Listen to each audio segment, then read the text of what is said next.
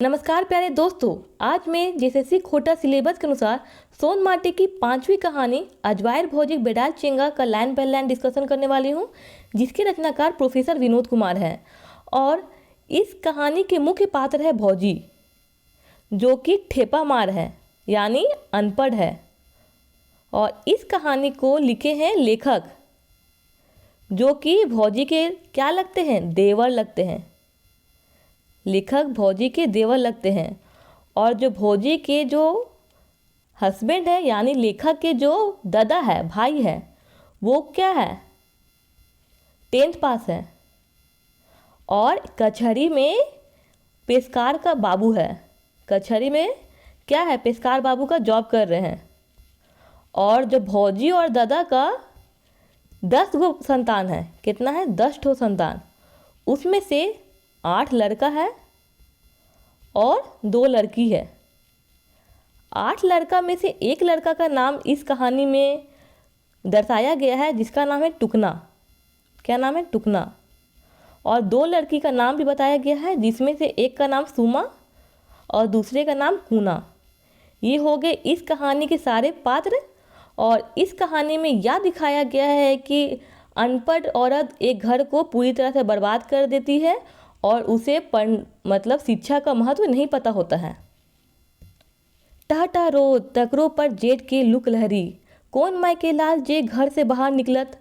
मगर हाँ है एक लाल भौजिक बेटा टुकना, जे यहो बेरा आम झाड़े ले आम बगीचा में लेबदा ले ले ठाठ है। क्या बोल रहा है, जेठ का महीना चल रहा है और लू चल रहा है, तो ऐसा कौन इंसान होगा जो घर से बाहर निकलेगा।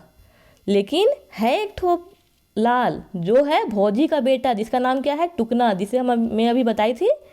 भौजी का एक बेटा का नाम यहाँ पे दिखाया गया है, इसका नाम है टुकना। वो इस जेठ का पूरा गर्मी मौसम में भी क्या लेबदा लेके आम झाड़ने के लिए गया है। धन है माई के ऐसा लाल, मतलब ऐसा माँ का बच्चा को धन्य है। भौजी कीले कहतीन कि लुक लहरी में आम बगीचा मौज जो, भला उनका ये मालूम थोड़े है कि लुक लहरी के हो है। उनका तो बस आम चाहिए। आम के घमोरी सुन के केकर मुंह में पानी ना आए जे तक। क्या बोल रहा है कि भौजी उसको क्यों मना करेगी कि आम झाड़ने मत जाओ। और भौजी को क्या पता कि लुक लहरी में आम झाड़ने नहीं जाया जाता है।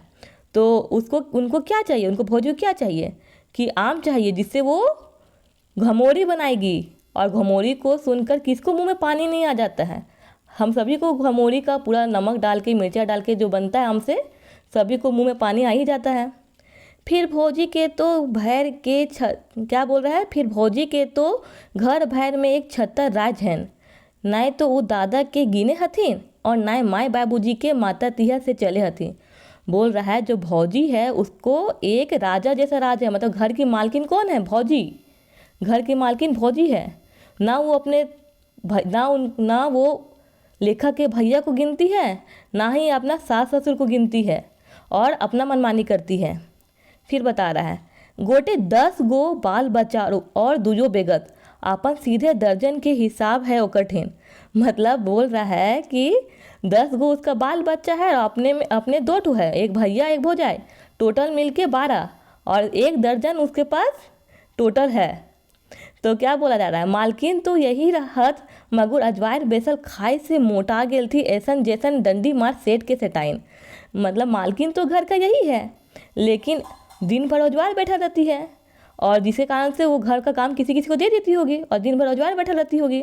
तो जिसके कारण वो ऐसा मोटा गई है जैसे कि डंडी मार सेठ का सेटाइन हो। धैन है ऐसन भौजाई, जहाँ जे तक तहाँ दर्जन 8 गो बेटा दुगो बेटी पसपसाए देलिक। मतलब बोला जहाँ पे भी वो जाती है वहाँ पे 8 गो बेटा 2 गो बेटी लेके भर देती है। घर बुझाए जे सुअर के बखेर है, जखनी दादा ड्यूटी करके ऑफिस से घर घुसतक भौजिक नज़र चैट जेतक, जैसे दादा कोनो बांधल मजूरा रहे। सबसे पहले ये बोला कि घर तो बहुत ज़्यादा गंदा रहता है। और बोला कि जब उसके दादा, मतलब जब उसके भैया ड्यूटी से आते हैं, जो कचहरी के ऑफिस में पेशकार बाबू है, वो ड्यूटी से आते हैं तो फिर भौजी का नज़र चढ़ जाता है। मतलब भौजी का गुस्सा बढ़ने लगता है, जैसे कि भैया कोई बंधुआ बांधल मजूरा है। चार चार से जब 4 से 5 बजता है, यहाँ पर क्या लिखा, 4 से 5 जखन बजतक तब भौजी के एरियाक लहर कपार चढ़ जेतक। मतलब 4 से 5 जब बजता है तब भौजी का गुस्सा और भी कपार चढ़ जाता है, मतलब और भी बढ़ जाता है। फिर बोल रहा है ओकार फरमावल जिनिस नाई लान ले, ऐसनो पाउडर नाई लान ले तो कते कते दिन तक तदा से सोजे मुँह बात नहीं करत। अगर जो भौजी का फरमाइश पूरा नहीं किए, उसके जो वो पाउडर लाने बोली वो नहीं खरीद के लाए, तो कितना कितना दिन तक, मतलब बहुत दिनों तक वो भैया से अच्छे से बात भी नहीं करती थी, सोजे मुँह बात भी नहीं करती थी। बाल बच्चा के कुछ चाहिए ना चाहिए, मगर उनका ऐसनो पाउडर काजल इतर चाहिए। क्या क्या बोल रहा है कि बाल बच्चा के लिए कुछ ले दो या ना ले दो, लेकिन उसके लिए ज़रूर चाहिए, पाउडर चाहिए, काजल चाहिए, इतर मतलब क्या होता है, परफ्यूम चाहिए। सारे जैकेट बेस बेस सेंट काजल क्रीम ले ले बैन ठैन के ऐसन हो जाए थी जैसे कोनो सिनेमा की हीरोइन। बोला जा रहा है कि उसको अच्छा साड़ी साड़ी चाहिए, जैकेट मतलब ब्लाउज चाहिए, फिर सेंट लगा के, मतलब परफ्यूम लगा के, काजल लगा के, क्रीम लगा के वो ऐसा सुंदर सज जाती है जैसे कोई सिनेमा की हीरोइन हो। बाल बच्चा पर जर को ध्यान नहीं, मतलब जो उनका बच्चा है बाल बच्चा पे हल्का से भी ध्यान नहीं देती है, सिर्फ अपना पहनना, अपना सेंट लगाना, पाउडर लगाना, क्रीम लगाना, बस अपने पे ही ध्यान देती है और बच्चा पे बिल्कुल ध्यान नहीं देती है। बड़ बेटी सुमा के मुंड एकदम खोंदा हो गले, कते ढीला लीक पसपसाए गेल रहे। बोल रही कि हाँ बताए थे, पहले पहले ही बताए थे, उसकी बड़ी बेटी का नाम सुमा है, जो जो जिसका माथा में पूरा ढीला लीक भर गया है, पूरा बाल खोंदा जैसा हो गया, मतलब बहुत गंदा हो गया है। महीना में 2 बेर साबुन और नहीं तो नहेनी माटी से नहाए है और अपन कलंक छुट्टी करे है। मतलब महीना भर में मात्र 2 बार साबुन, और साबुन नहीं मिला तो नहनी मट्टी, मतलब दूधी उधी माटी से नहाती है और अपना कलंक छूटती है। हाँ बाबू हम नहा लिए, बस अपना कलंक छुटा लेती है। छोटे बेटे गोड़ फैट के चिरकुट हो गेल है, और जो छोटी बेटी है जिसका नाम कूना है, वो उसका जो पैर फट के चिरकुट, मतलब पूरा पैर फट गया है, जैसे कोई क्या बोला जाता है, कोई दीवार में पपड़ी नहीं निकलता है उस टाइप का उसका पैर फट के पूरा पूरा फट गया है। घर एक सामान जहाँ के तहाँ लूगा फटा, जने तेने जहाँ तहाँ चाउर चून गिरल मसमसाइल है। क्या बोला जा रहा है कि जो उसका घर में सब जगह इधर से उधर पड़ा हुआ है, जहाँ जहाँ तहाँ उसका सब सामान पड़ा हुआ है। फिर लूगा फटा मतलब, लूगा मतलब क्या बोला जाता है, साड़ी साड़ी उड़ी इधर उधर फेंकल है। फिर चावल मतलब क्या बताता है, चावल हुआ इधर उधर गिरा उड़ा हुआ है। बुझातक जैसे गुदरी बाजार हो गल रहे। कैसा दिखता है, जैसे कि कोई एक गुदरी बाजार हो। 8 गो लड़का में एको गो स्कूल ना भेजे हथी। उसका 8 गो बेटा है लेकिन एक भी बेटा को स्कूल नहीं भेजती है। हमार गाँव एक नज़दीके बरगज के छाउर एक स्कूल हैलक। क्या बोल रहा है, हमारे गाँव के नज़दीक ही बरगज का, ये क्वेश्चन पूछा जा सकता है, कौन सा पेड़, बरगज के छाड़ पर एक ठो स्कूल है। गाँव एक ढेर चेंगा छवा स्कूले पढ़त लिखत मगुर भौजिक लड़कवन दिन भर कोनो मछली मारे तो कोनो गोरखी जाए। बोला जा रहा है कि हम यहाँ पे जो गांव में के नज़दीक में बरगद का पेड़ है और वहीं पे स्कूल है, लेकिन वहाँ पे बहुत सारे बच्चे जाते हैं, गांव के बहुत सारे बच्चे जाते हैं वहाँ पढ़ने के लिए। लेकिन जो हमारे भौजी के लड़के हैं वो वहाँ नहीं जाते। वो लोग क्या करते हैं, दिन भर मछली मारते हैं और छागर गोरखी, मतलब जो छागर क्या होता है, बकरी उकरी इधर उधर चराने उड़ाने जाते हैं। अब बच्चा पढ़ेगा नहीं तो क्या करेगा, बस यही सब काम करेगा। फिर क्या होता है, भौजियो ना कहे पारतीन की स्कूलों जो 4 अक्षर पढ़ लिख। अब जब भौजी है अनपढ़ तो कहाँ से बोलेगी कि बच्चा स्कूल जाओ तुम 4 अक्षर जानेगा। भला वो आपने केते पढ़ा लिखल हत, एकदम ठेपा मार। वो अपने भाभी के बारे में बोलता है कि वो बच्चा लोग को तो बोलती नहीं है जाने के लिए, वो भला वो कैसे बोलेगी, आपने कितना पढ़ा लिखी हुई है, एकदम तो ठेपा मार है, मतलब एकदम तो अनपढ़ है। दादा तो मैट्रिक पास कर के कचहरी के ऑफिस में पेशकार बाबू हो गेला। अब जो दादा है, मतलब लेखा के जो भाई है, भैया है, वो मैट्रिक पास किए और कचहरी के ऑफिस में पेशकार बाबू बन गए। ये भी क्वेश्चन पूछा जा सकता है कि लेखा के भैया कौन सा जॉब में थे, पेशकार थे। कहाँ पे, कचहरी के ऑफिस में पेशकार थे। मुदा ओकरो पैसा कमाई से फुर्सत नहीं। अब वो उसको भी अपना ऑफिस में का काम से और पैसा कमाने से फुर्सत नहीं है, उसके दादा को, मतलब लेखा के भाई को। कम से कम वो तो पढ़ल लिखल है, ओकरो तो सोच चाहे कि खाट परिवार एक सुखी परिवार हुए हैं। वो अपने भाई के बारे में बोल रहा है कि वो तो पढ़े लिखे हुए हैं, उनसे तो पता होना चाहिए कि खाट मतलब क्या होता है, छोटा। खाट मतलब क्या होता है, छोटा। छोटा परिवार ही सुखी परिवार होता है। ओत बड़ परिवार के नाय तो बेस के पिंघाओ ओढ़ाओ पारे और नाय बेस के ध्यान दिए पारे। वो क्या बोल रहा है, लेखक क्या बोल रहा है कि इतना बड़ा परिवार, 8 गो बेटा 2 गो बेटी, उतना बच्चा को पिंघावे हुआ है, मतलब कपड़ा उपड़ा पहना नहीं पाएगा, ना ही ध्यान दे पाएगा कोई। सेला जखनी हमार मन करता तखनी दादा के ना समझी के उकेट देही, तखन दादा तो एकदम दरबल सियार बन जाए। क्या बोला, जब हमको गुस्सा आता तब हम अपने दादा अपने भैया को ना समझी पर सुना देते हैं, हम जितना हम सोचते हैं और फिर अपने दादा को सुना देते हैं। क्या बोल, तब ना उसके जो भैया है वो एक दरबल सियार मतलब पूरा शांत हो जाते हैं। चेंगा चुटिया काँव पेच से घर अंदोर हो जाए, नाय कखनो शांति और नाय कखनो बुचुर्की विचार मिलतक। बोल रहा है कि चंगा चुटिया, अब इतना सारा बच्चा एक ही घर में रहेगा तो क्या होगा, काँव पेच तो होगा ही, और काँव पेच होगा तो पूरा घर पूरा अंदोर हो जाता है, मतलब पूरा पूरा हर जगह से अशांति मिलता है।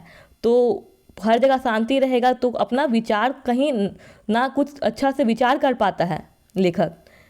खाए, फिर क्या बोलता है, खाए घड़ी तो छीना झपटी मारा मारी, हाय रे बाढ़ल परिवार के दुर्दशा, हाय रे ना समझ अपड गवार महरारू लाभ धाप।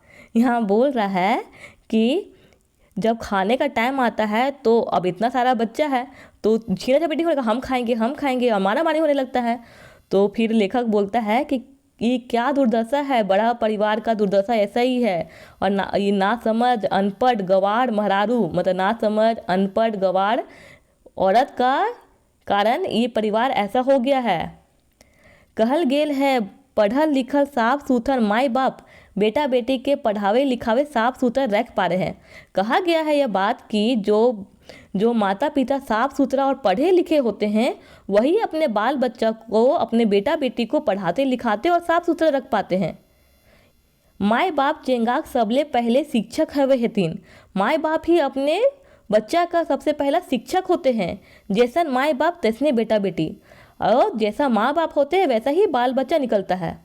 यहाँ पे ये बताया जा रहा है, लेखक ये सोच रहे हैं कि इतना ये इस परिवार का क्या दुर्दशा हो गया है, और ये दुर्दशा कैसे हुआ, क्योंकि एक अनपढ़ औरत इस घर में आई और वो उसका पास कुछ ना समझ थी, जिसके कारण इतना सारा बच्चा 8-10 गो बच्चा हुआ और जिसे पढ़ाती लिखाती नहीं थी, और जिससे कि ये घर पूरा एक चिड़ियाघर लगने लगा। फिर क्या बोलता है, बीतल बछर हमार कॉलेज कर पढ़ाई लिखाई सिरेलक, घरे रहक बतल मिल गेल रहे। बोला कि पिछले वर्ष ही मेरे कॉलेज का पढ़ाई लिखाई सिरेलक मतलब ख़त्म हुआ। फिर घर रहने का समय मिल गया, बतल मतलब समय मिल गया। घर गेलू तो देख लू घर तो एकदम अली बाबा का ढाब बन गेले है। घर गया तो देखा कि घर तो पूरा अली बाबा का ढाबा बन गया है। से दिन बैसाख के रहे, भौजी कहलती आवा हो बाबू, मतलब क्या हुआ, उस दिन बैसाख का दिन था, भौजी क्या बोली, आओ आइए बाबू, घमौरी और चटनी बड़ी बेस लगू हो तोहरा, एक बेर खेबा तो अंगुरी चाटते रहबे। का बोली कि आइए, मतलब बैसाख का समय था, ये भी समय पूछा जा सकता है। वो भौजी उसको, अपने देवर को बहुत प्यार से बुलाई, आइए बाबू आपको घमौरी और चटनी बहुत अच्छा लगता है, एक बार खाइएगा तो अंगूरी चाटते रहिएगा। फिर क्या बोलते हैं देवर उनके, यानी लेखक क्या बोलते हैं, हम तो तकनी डांट दलियन और कहलिए कि भौजी ई बेस बात नखे, ई लूक लहरी में टुकना के कहाँ भेजाए देल है। बोलते वो फिर अपने भौजी को डांटी और क्या बोली कि इस लूक लहरी में अपने बेटा टुकना को कहाँ भेजा दी है। ओकरा आमे के बगीचा में आम झाड़े देखले हरियो, ई बेरा आमे के क्या बोलता है, ई बेरा आदमी घरे पटायल हत और वो रोजे रोज भटकल भूले हैं। वो अपना भौजी को डांटता है कि ये इतना जो धूप है, इतना जो रोज किया हुआ है, और इस समय टुकना कहाँ गया, आम झाड़ने के लिए गया है। इस समय सब कोई अपना घर में पटायल है, सोया हुआ है, और वो इधर उधर से भटकल भूल रहा है। ओका जिंदगी बर्बाद हो रहा है। किसका ज़िंदगी बर्बाद हो रहा है, टुकना का ज़िंदगी बर्बाद हो रहा है। भौजी तो एकदम कुठवाल रहत, भौजी पूरा शांत हो गई। अपन जिंदगी की ई पहिल डपट हेल रहे। उसकी ये जिंदगी का पहला डांट था। आज तक उस भौजी को कोई डांट नहीं पाया था, क्योंकि भौजी उस घर की मालकिन थी। हम तर तरेल घर क्या बोलता है, हम तर तरहेल गेल हलो बगीचा और टुकना के हकाए के डांट डपट कर लूँ। हम जल्दी से गए बगीचा और टुकना को बुला के डांटे। दूसरा दिन स्कूले नामा लिखा दे लो, और दूसरे दिन स्कूल में ये टुकना को नाम लिखा दिए। सुमा और कूना के टीसनी कर ले बात कर दे लियो, और सुमा और कूना उसकी जो बेटी है उसका ट्यूशन में भी बात कर दिया, और सिलाई बनाए सीखे जुगाड़ कर दे लो। और जो सुमा कूना उनकी 2 बेटियां हैं उसको ट्यूशन में भी नाम लिखा दिया और सिलाई बुनाई का भी सिखाने का जुगाड़ कर दिया। दोसर सांझ पहर दादा के अले ई खबर मिल गेलक कि भौजी रूस के खाटी लेके सुतल हत। अब जब वो शाम में उसका दादा आया तो उसको ये खबर मिल गया कि जो उसकी पत्नी है वो रूस कर खाटी पर सोई हुई है। दादा के हकाए के सब इतिहास कहलू और भौजी के अनज्ञानी ढजनज के उकैट रखल देलू। क्या बोला कि फिर उसका देवर मतलब जो लेखक है वो अपने भैया को सारा बात बोल दिया। क्या बोला, अपना भौजी का जो अज्ञान भौजी है वो सारा उसका बात रख दिया। दादा तनिक हमेस गेलक ई बात पर कि आज दुनिया के आगू उ सबले हीन है। अब दादा जो है लेखक के जो भैया है वो पूरा खमस गया कि आज वो पूरे दुनिया में सबसे हीन है, मतलब सबसे नीच है। आज दुनिया कते आगू बढ़े गेले, आज दुनिया कितना आगे बढ़ गया है। पढ़ल लिखल के सगरे मायन हुए है, सेला आज जरूरी हो गेलक पढ़ल लिखल लड़का लड़की और पढ़ल लिखल जनी, जेकर से घर परिवार भी आगू बढ़तक। बोल रहा है कि वो जान गया कि हम तो सबसे हीन हैं, आज दुनिया में पढ़ा लिखा का ही मांग है। और आज क्या बोलता है, आज ज़रूरी है कि पढ़ा लिखा लड़का लड़की हो और पढ़ा लिखा जेनी ही हो, मतलब पत्नी पढ़ा लिखा ही लाए, जिससे घर परिवार आगे बढ़े। इसलिए पढ़ा लिखा अगर एक पढ़ी लिखी औरत एक जाती है तो वो पूरे घर को बदलती है। इसलिए शादी में हमेशा पढ़ाई को देखा जाता है। दादा हमार देने मुँह करे के कहले रहत, आज तोर विचार बड़ा एक नेक विचार है, इकरा अपनौले घोर अंजोर हो जेतक। फिर उसका दादा क्या बोला कि तुम्हारा जो विचार है बहुत नेक विचार है और इसको अपनाकर घर इंजोर हो जाएगा, मतलब घर उज्जवल हो जाएगा। अच्छा जो तेनी भौजी के समझाए दही, अजवाय रहले से कोनो काम नहीं चल उसरते। बोला कि अच्छा जाके भौजी को थोड़ा समझा दो, अजवार रहने से दिन भर अजवार रहने से कोई काम नहीं उसरेगा। हम तो हाय मुँह काट ले हो गले ही रही, हम तो मतलब समझा समझा के थक गए हैं। मुदा भौजी घंटे भर में हमार नजीक आई के बड़ी प्रेम से कहलत, एहो बाबू पढ़ल लिखल के औरो बात है। फिर घंटा भर में उसकी भौजी देवर के सामने आई, यानी लेखक के सामने आई और बोली बहुत प्यार से कि पढ़ल लिखल का और ही बात है, मतलब बहुत अच्छा पढ़ल लिखल का और ही बात होता है। बस इतनो बतियाए पारला कि आँख से लोर बहेक लगलक, और इतना ही वो बोल पाई कि पढ़ल लिखल का और बात है, मतलब पढ़ल लिखल बहुत अच्छे से अपना ज़िंदगी जी पाता है। तो उतना ही वो बोल ही पाई और जैसे उसका आँख से झरझर लोर बहने लगा, और इस तरह यह कहानी ख़त्म हो गया। आपको ये कहानी अच्छे से समझ आई हो तो मेरे चैनल को सब्सक्राइब करना ना भूलें। Thanks for watching, like share and subscribe.